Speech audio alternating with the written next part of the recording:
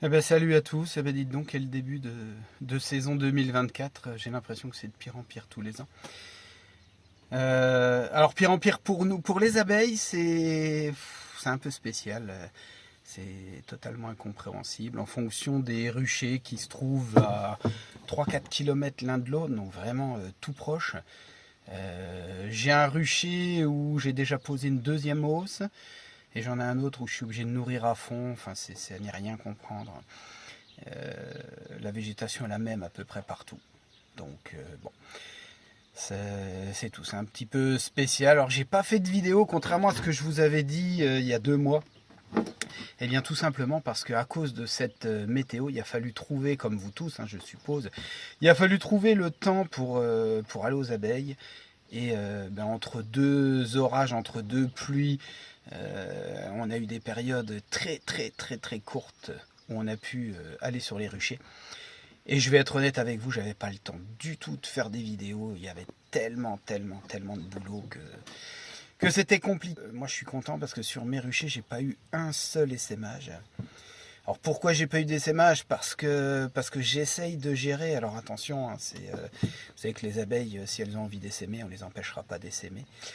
Moi j'ai pas d'essaimage, pourtant je ne change pas mes rennes, contrairement à ce que beaucoup d'entre vous font tous les 2 ans. Moi je ne change pas les rennes parce que je suis un passionné des animaux en général et tuer des rennes parce qu'elles ont 2 ans, il faut les remplacer. Moi je suis pas pour, donc je laisse faire et les abeilles décident elles-mêmes si leur reine est trop vieille, c'est elles qui gèrent. Voilà, je sais que je vais me faire des amis, mais voilà, chacun sa façon de travailler, moi c'est la mienne. Donc je me retrouve avec des reines, certaines qui ont 3-4 ans et qui n'essaiment toujours pas. Donc c'est tout, c'est une bonne chose. Alors il faut savoir qu'au mois d'avril, début avril, j'avais déjà créé des essaims artificiels, hein, j'avais dégraissé mes colonies. Et entre parenthèses, tous les essaims que j'avais créés, les reines, il n'y a pas eu de fécondation parce qu'avec le temps pourri, ça n'a pas fonctionné. Donc ça, heureusement que j'en ai pas fait 300 dessins. Donc là, on redémarre. En fait, c'est comme si on était en début de saison, qu'on redémarre tout. Donc finalement, vous n'avez rien perdu sur les vidéos.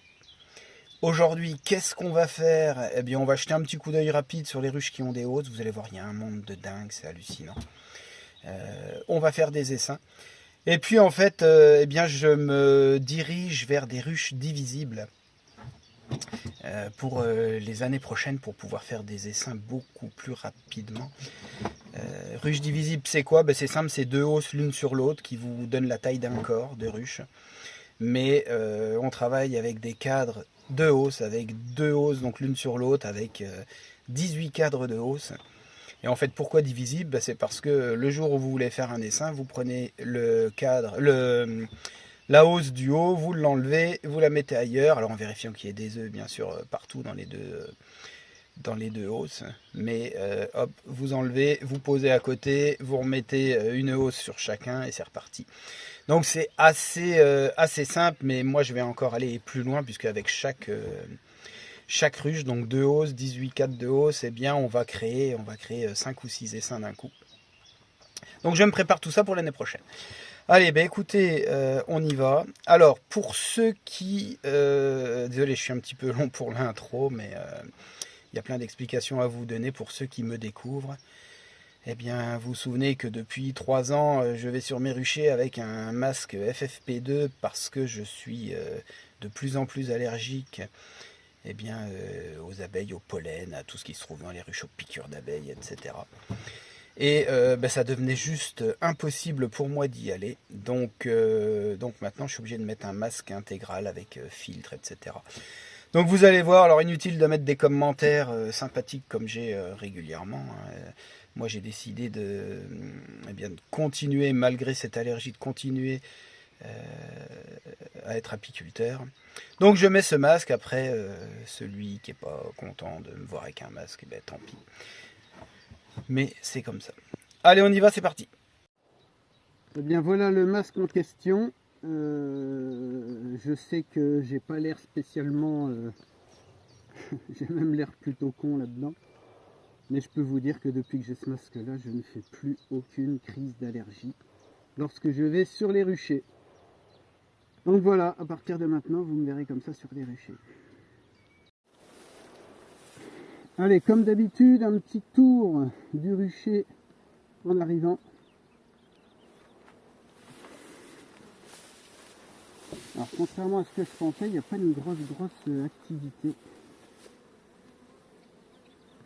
Il est quand même assez bizarre.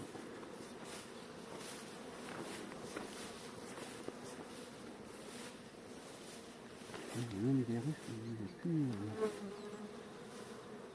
Alors tiens, j'en profite pour vous montrer ça. Alors ça, la majorité d'entre vous ne supporte pas ça devant les ruches. Eh bien, je peux vous dire que moi, c'est grâce à ça que je ne perds aucune ruche à cause des frelons. C'est-à-dire que je laisse la végétation comme ça, et les frelons n'arrivent pas à passer, alors que les abeilles arrivent totalement à gérer et à passer. Donc, si vous voulez ne pas être embêté par les frelons asiatiques, eh bien, vous laissez pousser la végétation, et vous verrez que ça ne gêne pas du tout nos petites abeilles. Donc ça, c'était une chose importante.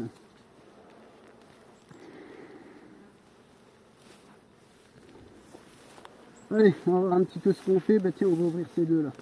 Ils sont protégés avec des orties. On va ouvrir ça, on va voir ce qui se passe. Allez, donc vous voyez, hein, c'est bien là. C'est bien celles-ci qui sont entièrement. Alors, on va trouver un endroit où mettre le téléphone pour que vous puissiez voir ça correctement. On va incliner un petit peu. Tac. Allez, c'est parti.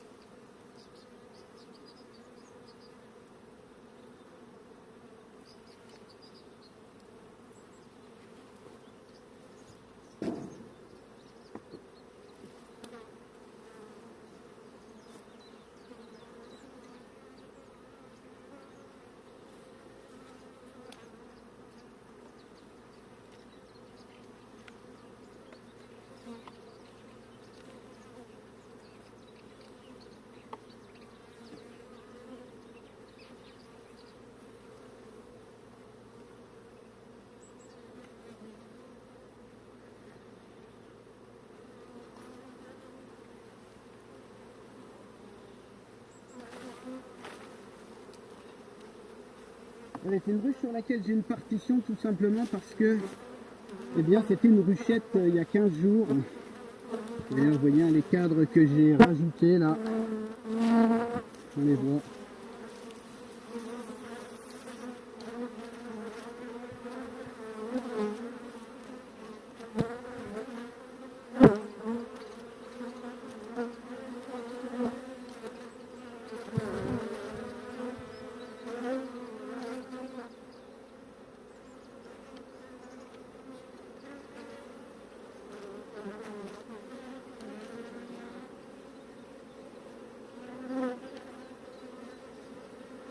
Alors là, j'ai uniquement du nectar, ça fait le cadre de rive, ce qui est normal.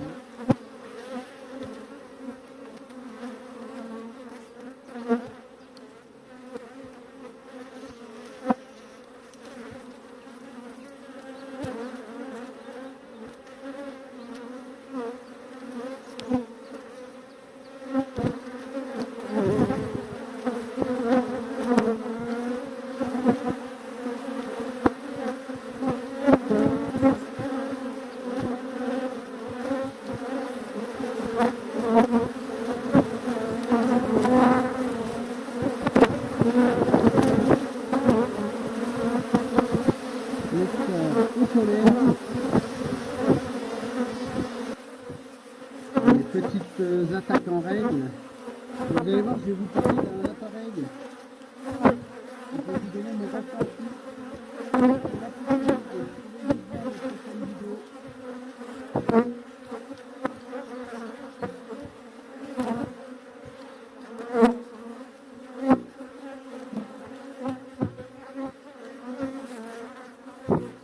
Voilà, donc ça c'est un cadre que j'ai mis à bâtir bien pendant la période de pluie.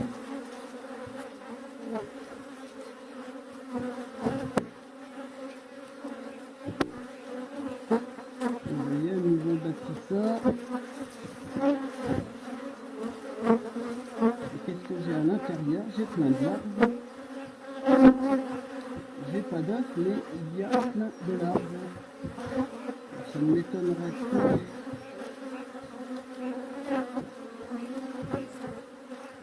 Non, il n'y a pas d'œufs, donc la reine n'est pas là.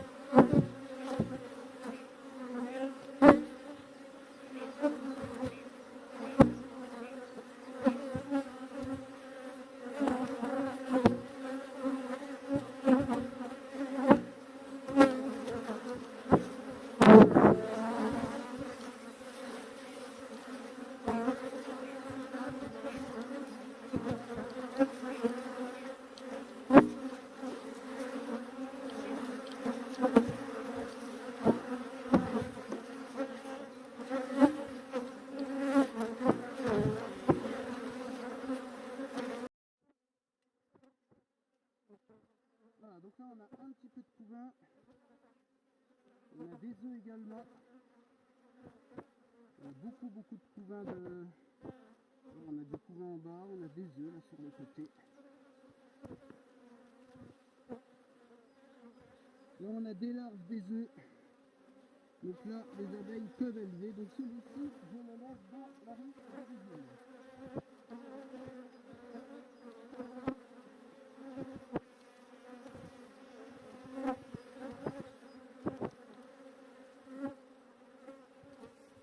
Allez, troisième cas, c'est un cas que j'ai mis à bâtir il y a 15 jours. Là on a énormément de couvain, on a des larves, on a des œufs, on a tout ce qu'il faut. Voilà, vraiment un beau cadre de couvain, des abeilles assez calmes somme toute. Donc là je prends pour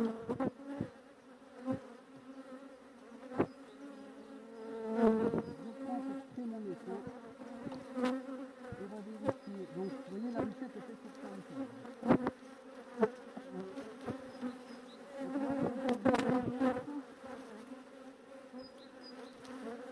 Encore beaucoup de couvain fermé, donc là prêt à naître.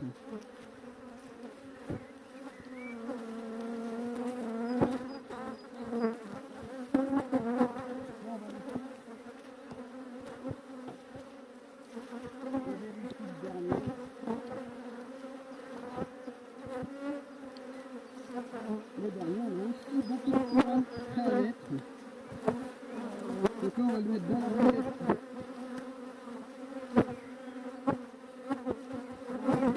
De cette façon, je laisse 2 cadres dans la ruchette d'origine, je mets 3 dans l'autre, parce que la ruchette d'origine, eh bien il y a toutes ces butineuses qui vont revenir, donc il y a plus de population.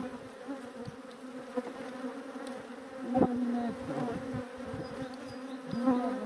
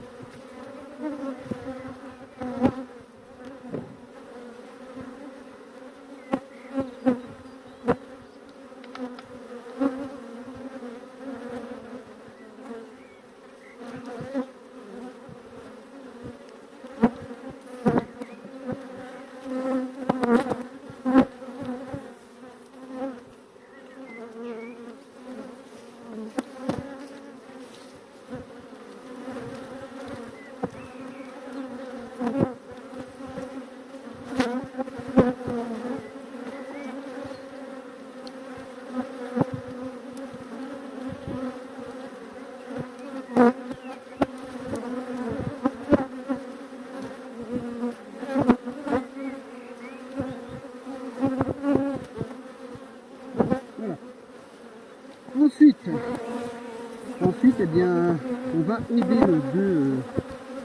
nos deux colonies. On va leur donner un demi-sachet de cambis.